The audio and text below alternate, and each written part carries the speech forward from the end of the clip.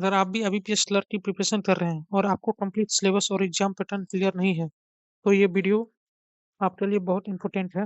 सिर्फ अगले 4 से 5 मिनट में मैं आपको IBPS क्लर्क 2026 का कंप्लीट सिलेबस और एग्जाम पैटर्न एक्सप्लेन करूंगा। Hello everyone, welcome back to this channel. अगर आपका गोल IBPS क्लर्क क्रैक करना है तो इस वीडियो को एंड तक जरूर देखिए, क्योंकि सिलेबस समझने ही एग्जाम का first and most important step होता है। सबसे पहले हम इस एग्जाम का ओवरव्यू देख लेते हैं। IBPS क्लर्क एग्जाम कंडक्ट होता है institute of banking personal selection के थ्रू। इसमें पहले पोस्ट का नाम क्लर्क होता था, जो अब कस्टमर सर्विस एसोसिएट होता है। ये एग्जाम 2 स्टेज में होता है, प्रीलिम्स एंड मेंस। हर राउंड आंसर पे 0.25 नेगेटिव मार्किंग होती है। यानी कि अगर एक क्वेश्चन आप गलत करते हैं तो वो एक क्वेश्चन का 1 मार्क्स प्लस अदर क्वेश्चन का 0.25 मार्क्स आपका माइनस हो जाएगा। अब सबसे पहले हम प्रीलिम्स एग्जाम और उसका सिलेबस और उसका पैटर्न के बारे में डिस्कस करते हैं। प्रीलिम्स एग्जाम में 3 सेक्शन होते हैं टोटल, जिसमें से फर्स्ट सेक्शन इंग्लिश होता है, जिसका 30 क्वेश्चन 20 मिनट्स में होता है।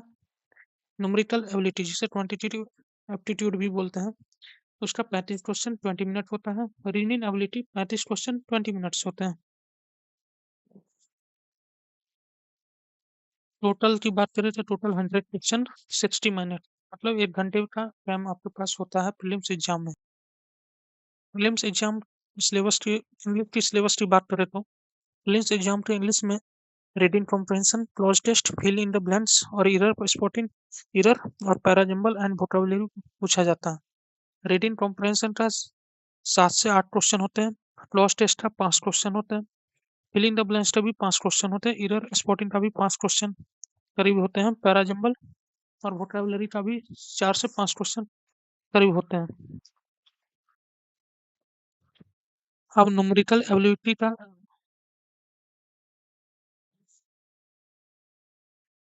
अब प्रीलिम्स न्यूमेरिकल एबिलिटी का क्वेश्चन सिलेबस देख लेते हैं, जिसमें न्यूमेरिकल एबिलिटी में सिंप्लीफिकेशन अप्रोक्सीमेशन से करीब 12 से 15 क्वेश्चन होते हैं।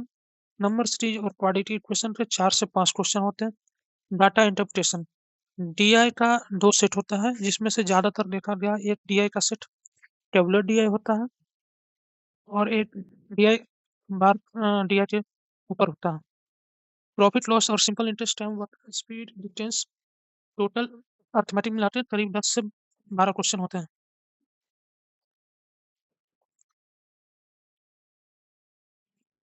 प्रीलिम्स की रीडिंग के सिलेबस के बारे में बात करें तो पजल सीटिंग अरेंजमेंट, जो कि आपके सिलेबस का 50% यही होता है, जिसमें 35 में से 20 क्वेश्चन के अप्रॉक्स में आपका पजल सीटिंग अरेंजमेंट से आपका आता है। सिलोजिज्म और इनइक्वालिटी से 3 से 4 क्वेश्चन होते हैं।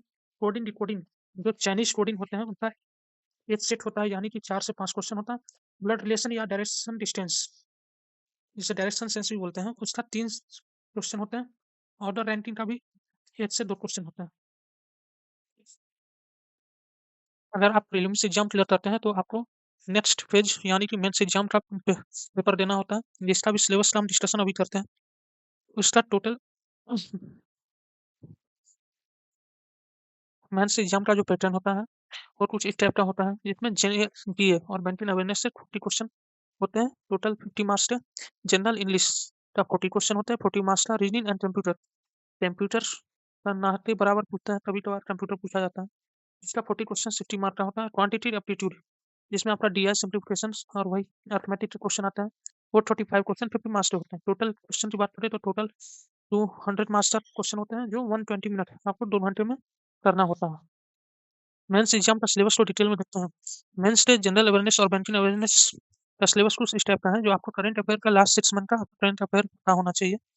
बैंकिंग अवेयरनेस से क्वेश्चन आते हैं। RBI, monetary policy, government scheme और स्ट्रेटेजी से क्वेश्चन आते हैं। अब बैंक के मेंस के इंग्लिश लैंग्वेज का क्वेश्चन देते हैं, जिसमें advance reading comprehension, cloze test, error detection, sentence improvement, vocabulary, ये सब होते हैं। पैटर्न वही प्रीलिम्स जैसा होता है, लेकिन क्वेश्चन का लेवल पर बढ़ जाता है। मेंस का रीजनिंग का कंप्यूटर का सिलेबस देखते हैं, जिसमें high level puzzle, input output, ये तो चैप्टर एक्स्ट्रा हो जाता है। Logical reasoning, computer basis, MS office, ये सब कुछ आते भी हैं, नहीं भी आते हैं। लेकिन पजल, इनपुट आउटपुट, एक चैप्टर और है, मशीन इनपुट शायद इन्हीं को बोलते हैं। और लॉजिकल रीजनिंग में आपका वही सिलोजिज्म और direction difference, alpha numeric series, coding decoding, ये सब लॉजिकल रीजनिंग में आ जाता है। क्वेश्चन लेवल पर एडवांस हो जाता है।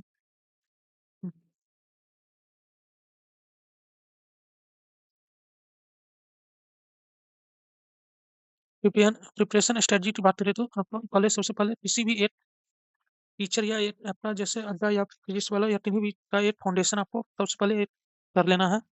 उसके बाद फोकस करना है आपको जनरल अवेयरनेस के लिए, जिसके लिए आप रेगुलर किन्हीं भी टीचर का एडिटोरियल का क्लास ला सकते हैं। और उसके बाद स्टार्टिंग में तो आप वीकली टेस्ट ला सकते हैं, उसके बाद धीरे धीरे करते हैं डेली भी टेस्ट ला सकते हैं। कि मैं अपने बारे में बता देता हूँ। मेरा नाम शिवम ठाकुर है, मैं भी 2026 का एस्पिरेंट हूँ। और मेरा स्ट्रेटजी ऐसा है कुछ है कि मैं सबसे पहले एक टेस्ट ला के देखा था जिसमें मेरा 40 करीब नंबर आया था। और मैं डिसाइड किया हूँ सबसे पहले चैप्टर वाइज किसी अड्डा या कहीं का फाउंडेशन लूंगा, और उसके साथ फाउंडेशन कंप्लीट करने के बाद धीरे धीरे प्रैक्टिस करूंगा, टेस्ट लूंगा। इसलिए अगर आप भी चाहते हैं साथ में प्रैक्टिस और साथ में प्रिपरेशन करना, तो प्लीज़ चैनल को सब्सक्राइब लाइक कर दें। और अगर आप लोग बोलिएगा तो टेलीग्राम चैनल भी बना लेंगे हम लोग साथ में, एक दूसरे को डिस्कशन, और जो लोग कोई बैच नहीं ले सकते हैं उनके लिए फ्री मटेरियल टेलीग्राम ग्रुप में ऐड करके एक दूसरे को मदद कर सकते हैं। तो प्लीज़ लाइक और सब्सक्राइब कर दें। और इसी टाइप का SBI clerk, SBI PO, RRB clerk, RRB PO, IBPS PO का भी सिलेबस और एग्जाम पैटर्न का वीडियो जल्द लाने वाले हैं। Thank you.